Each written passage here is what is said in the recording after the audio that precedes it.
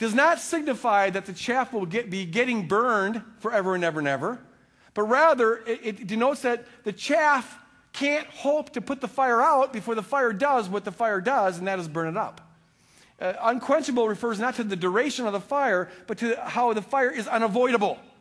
And you look at every reference to unquenchable fire in the Bible, and it's used in the Old and the New Testament, and that's what it denotes, the certainty of being consumed by this fire. Here's another set of metaphors: separation, darkness, sorrow, and rage. In Matthew 8, Jesus says that the wicked will be thrown outside into the darkness where there will be weeping and gnashing of teeth. Here, the metaphor is darkness. Now, in some ways, that's a little bit in tension with the metaphor of fire, isn't it? Because fire gives light. If it was all fire, well, then there'd be quite a bit of light there, wouldn't there? But if you understand that he's speaking metaphorically, he's trying to communicate a horrifying situation using symbols, using metaphors. Well, then there's no problem with there being a little bit of a conflict because it's not meant to be taken literally. He says there'll be gnashing of teeth. Weeping denotes sorrow, of course, and then there's gnashing of teeth. And I heard in my early Christian days that denotes pain. They're in such pain, they're grinding their teeth. But if you look at how that phrase is used throughout the Bible, it's an idiom that denotes not pain, but rage. And sometimes just distress and frustration. But it doesn't denote pain. The people that he's talking about are mad. But they're not grinding their teeth in pain. Okay, so there's a diversity of metaphors. Number 3. I think it's significant that we pay attention to the 3 most common ways the Bible refers to God's final punishment.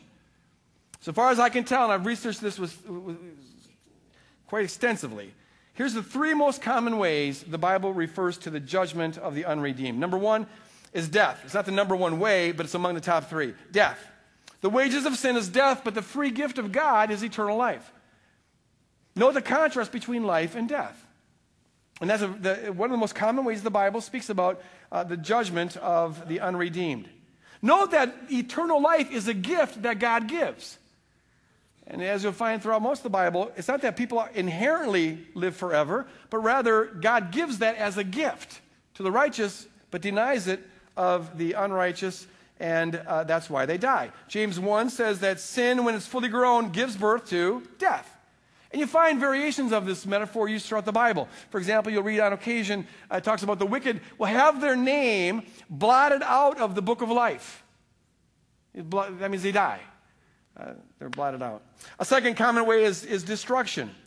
Jesus contrasts the narrow way that leads to life with the path that's broad that leads to destruction.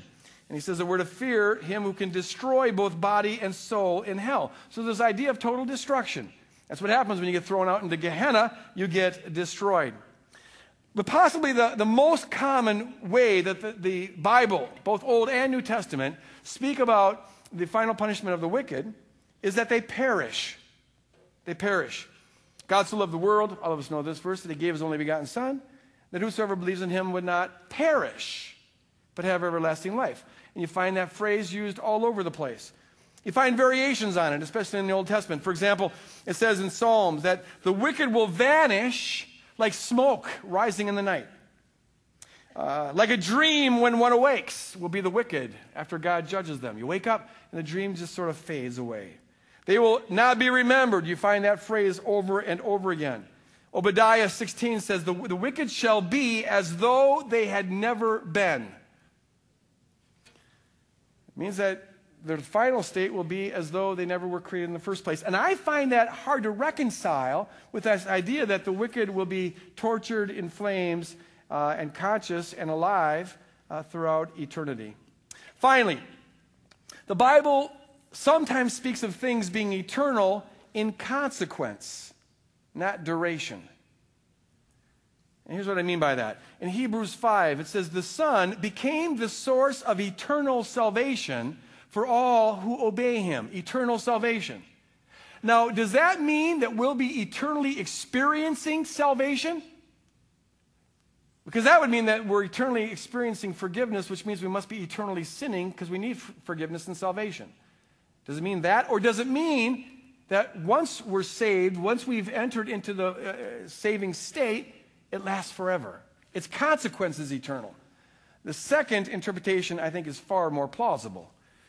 And I don't get into the issue of eternal security. I'm not speaking about that. I'm talking about once we're in heaven and have experienced the salvation of God, because the Bible refers to salvation both past, present, and future. But once it's finalized, it's finalized. We don't endure it forever, but the consequences of it last forever. So also it says in Hebrews 9 that Jesus entered the most holy place once for all by his own blood, thus obtaining eternal redemption. Now, does that mean that we'll be eternally experiencing redemption? That we endure eternal redemption? Because that means we must be eternally sinning and Jesus must be eternally forgiving us. And there's no evidence that that's going to be happening in heaven. In fact, this passage rules out that possibility because it says Jesus once and for all went into the holy place. And that's how that he did it once, but now we have eternal redemption. We don't endure it eternally, but once we have it, it lasts eternally. It's irrevocable. There's no going back. In that light, it's possible, if we have other reasons for thinking this way, it's possible that when the Bible refers to eternal damnation and eternal punishment and eternal destruction, it's not saying that the wicked will be enduring that eternally, but that once they're judged, finally, there's no going back. There's no second chance. It goes on forever and ever and ever. In fact, I have trouble interpreting the phrase eternal destruction any other way. How can you be eternally in the process of being destroyed? It seems like sooner or later you'll get to the ultimate destruction. But I can easily understand how once you're destroyed, it's eternal. You've blown the chance to enter into the redeemed state. So in light of this, I'll just tell you how I put it together. If the shoe fits, wear it. If you got a better way of looking at it, I'm fine with that too. But just try this on. And for me, I'll just tell you that I have found this to be a tremendously freeing perspective. I see God's love as a fire that purifies all that is consistent with God's character and will, but it ultimately burns up everything that resists it and that refuses to turn. The Bible teaches that everything and everyone will be purged by this metaphorical fire. Paul says that everyone's life work, talking about believers now, will be tried by fire to see what sort it is. And if it's made of gold and silver, if it's consistent, if it's built on the foundation of Jesus Christ, it gets purified and refined, perfected. But if it's based on wood or straw, it gets burned up. So the question is, what kind of chaff do you have in your life? And what kind of gold and silver do you have in your life? Peter says that the whole creation will be purged by this fire. And it will purify what can be purified, but it ultimately destroys, he says, the ungodly. It's one, in my view, it's one and the same fire. A fire that lovingly purges all that it can, but also justly destroys all that it has to. And I know God's heart, God's will is that he would purify all and destroy none. He's not willing that any should perish, but that all should come to life. But I also know that God won't make a robot out of anybody. And if in the very end someone refuses to turn and is hopeless, then that same love burns them up. I believe that whatever punishment God's justice requires will be meted out. And so for some, this consuming fire may last for ages and ages. For others, it may just be a moment. But once justice is served, my conviction is that if the unredeemed remain hopelessly unrepentant and resist God's love, they're ultimately destroyed by God's love. God lovingly and justly makes them as though they never were. It's loving because if he didn't do this, they would go on in this miserable, miserable state forever and ever and ever. So as an act of love, it's like divine euthanasia. He puts them out of existence. It's also just because they don't deserve to go on living. Here, justice and mercy, God's love and God's wrath become one.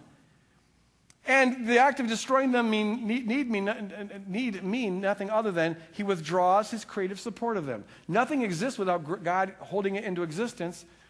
And so when God sees, after however many ages of attempts, that this person is hopelessly set against him, he just withdraws his creative power. And they are as though they never were. At that point, in my view, the wicked are as though they never were. They're as smoke that arose in the night, like a dream when one awakes. And it's at that point that I believe the creation is now free of all evil, free of all rebellion, free of all sin, free of all pain, free of all suffering. It's at